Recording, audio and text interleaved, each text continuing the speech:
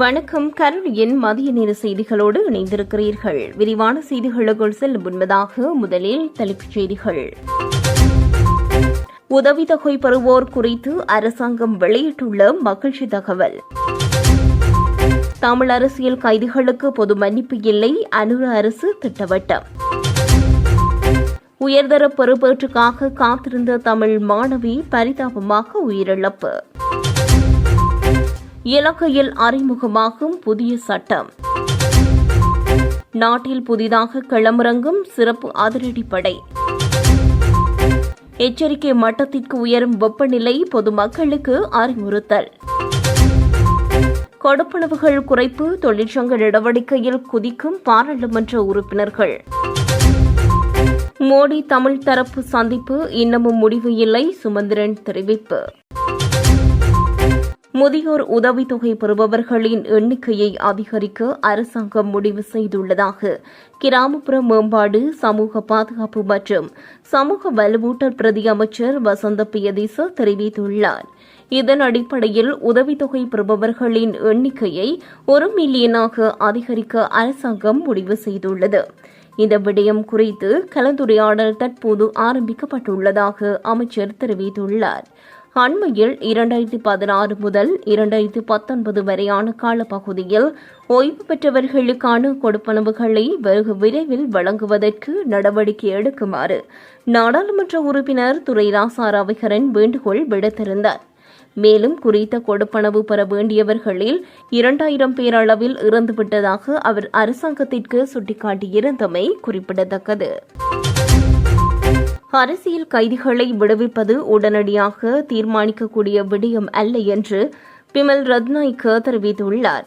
பத்திரிகை ஒன்றுக்கு வழங்கிய நேர்காணலின் போதே அவர் மேற்கண்டவாறு கூறியுள்ளார். இது தொடர்பில் அவர் மேலும் தெரிவிக்கையில், தற்போது சிறையில் உள்ளவர்களில் யாரும் வெறும் சந்தேக நபர்கள் அல்ல, அனைவரும் நீதிமன்றத்தினால் குற்றவாளிகளாக அடையாளம் காணப்பட்டவர்கள்.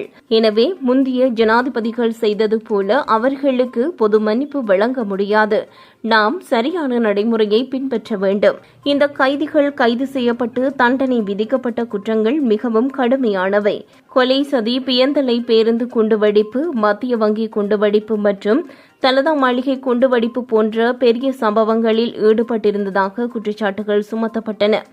எனவே அவர்களை விடுவிப்பது தொடர்பான முடிவை எளிதாக எடுத்துவிட முடியாது. சமூகத்துக்குள் ஒற்றுமையை வளர்ப்பது மட்டுமல்ல, அரசியல் ஆதாயத்துக்காக எவரும் சூழ்நிலையை பயன்படுத்துவதை தடுப்பது இதன் நோக்கமாகும். தற்போது இந்த கைதிகள் குறித்த அறிக்கையை மேலும் மதிப்பாய்வு செய்வதற்காக சமர்ப்பிக்குமாறு பாதுகாப்பு அமைச்சு மற்றும் சிறைச்சாலைகள் திணைக்களத்திற்கு ஜனாதிபதி அறிவுறுத்தியுள்ளார் என்றும் குறிப்பிட்டுள்ளார். மட்டக்களப்பு தாளங்குடாவைச் சேர்ந்த மாணவி பரிதாபமாக உயிரிழந்துள்ளார். சம்பவத்தில் 19 வயதுடைய மாணவியே சுகையினம் காரணமாக உயிரிழந்துள்ளார். இம்முறை காபோத உயர்தர பரீட்சையில் தோற்றி பொறுப்பேற்றுக்காக காத்திருந்த நிலையில் திடீரென ஏற்பட்ட நோய் நிலைமை காரணமாக சிகிச்சை பலனின்றி உயிரிழந்துள்ளமை குறிப்பிடத்தக்கது. குற்ற செயல்களின் உருவாக்கம் தொடர்பில் புதிய சட்டமூலம் ஒன்று எதிர்வரும் 8ஆம் தேதி நாடாளுமன்றத்தில் சமர்ப்பிக்கப்பட உள்ளதாக தெரிவிக்கப்படுகின்றது. குற்ற செயல்களால் ஈட்டப்பட்ட வருமானத்தை மீட்டு அவற்றை அரசுடைமையாக்குவதே இந்த சட்டத்தின் முக்கிய நோக்கமாகும். மேலும் குற்ற செயல்களின் மூலம் கிடைக்கும் வருமானத்தை மீட்பதற்கு சர்வதேசம் ஒத்துழைப்பு பெறுவது தொடர்பான பல புதிய விதிமுறைகளும் இந்த சட்டத்தில் உள்ளடங்கியுள்ளது. இந்த சட்டம் குற்ற செயல்களின் மூலம் கிடைக்கும் வருமானத்தை தடை செய்ய உரிய அதிகாரிகளுக்கு அதிகாரம் வழங்கப்பட்டுள்ளது. புதிய சட்டம் மூலம் குற்ற செயல்களின் வருமானத்தை நிர்வகிக்க ஒரு புதிய அதிகார சபையை நிறுவவும் திட்டமிட்டுள்ளதாக கூறப்படுகின்றது.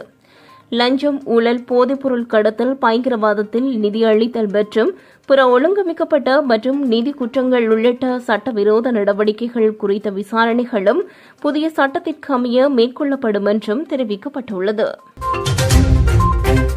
நாட்டில் சட்டவிரோதமான நடவடிக்கைகளை ஒடுக்குவதற்கும் பாதுகாப்பை மென்மேலும் உயர்த்துவதற்கும் உறுதி செய்வதற்கும் 500 சிறப்பு அதிரடிப்படையினர் களமிறக்கப் போகின்றனர் என்று பொதுமக்கள் பாதுகாப்பு அமைச்சர் ஆனந்த் விஜயபாலா தெரிவித்துள்ளார். இது தொடர்பில் அவர் மேலும் கூறுகையில், தெற்கில் சமீபத்தில் நடந்த துப்பாக்கிச்சூட்டு சம்பவங்களை கட்டுப்படுத்த 4 போலீஸ் குழுக்களை நியமித்துள்ளோம். மேலும் அவ்வாறான விடயங்களை தவிர்க்கவே சிறப்பு அதிரடிப்படையினர் களமிறங்கப் போகிறார்கள். புதிய சிறப்பு படையினர் தங்களது பயிற்சிகளை விரைவில் முடித்துவிட்டு தங்களது பணிகளுக்கு திரும்புவார்கள் என்றும் அவர் கூறியுள்ளார். நாட்டின் பல பகுதிகளில் மனித உடலால் உணரக்கூடிய வெப்பநிலையானது இன்றைய தினம் எச்சரிக்கை மட்டத்தில் எட்டக்கூடும் என்று வளிமண்டலவியல் திணைக்களம் எதிர்ப்பு கூறியுள்ளது.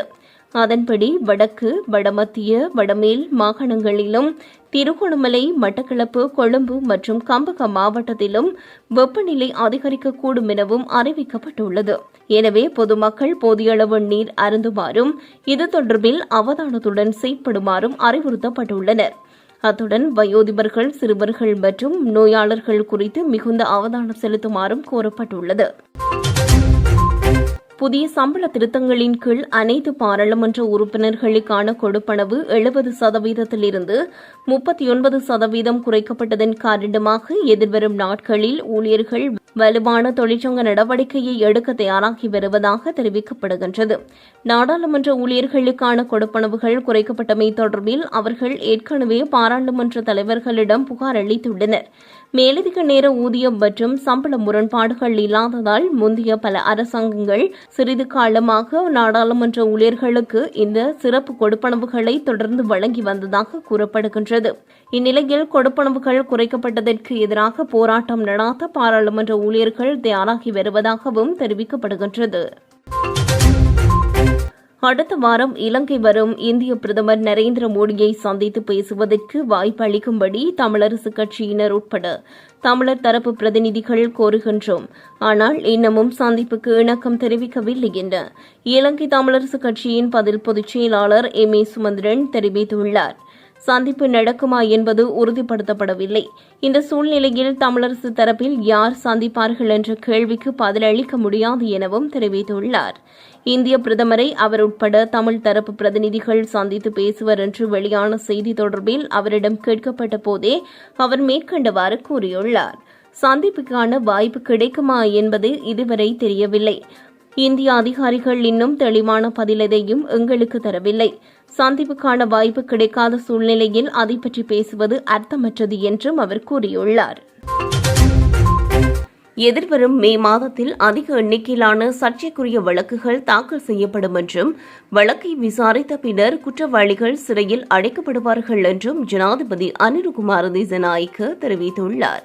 பெலியத்தையில் நடைபெற்ற உள்ளூராட்சி மன்ற தேர்தலுக்கான தேசிய மக்கள் சக்தியின் முதலாவது பேரணியில் உரையாற்றும் போதே ஜனாதிபதி மேற்கண்டவாறு கூறியுள்ளார். அவர் தனது உரையில் மேலும் தெரிவிக்கையில், இதுவரை 3 முன்னாள் அமைச்சர்கள் காவலில் வைக்கப்பட்டுள்ளதாகவும் அமைச்சர் தெரிவித்துள்ளார். அரசாங்கத்திற்கு எதிராக இப்போது அதிகம் கூச்சலிடுபவர்கள்தான் அதிகம் பயப்படுகிறார்கள். நாட்டை திவலாக்கியவர்கள் மீண்டும் அரசாங்கங்களை அமைக்க வருகிறார்கள். யார் வேண்டுமானாலும் கனவு காணலாம். அவை வெறும் கனவுகள்தான். அது ஒருபோதும் நிஜமாகாது. 3 முதல் 4 ஆண்டுகளில் பிராந்தியத்தில் மிக குறைந்த மின்சார கட்டணங்களை கொண்ட நாடாக இலங்கை மாறும் என்றும் ஜனாதிபதி தெரிவித்துள்ளார்.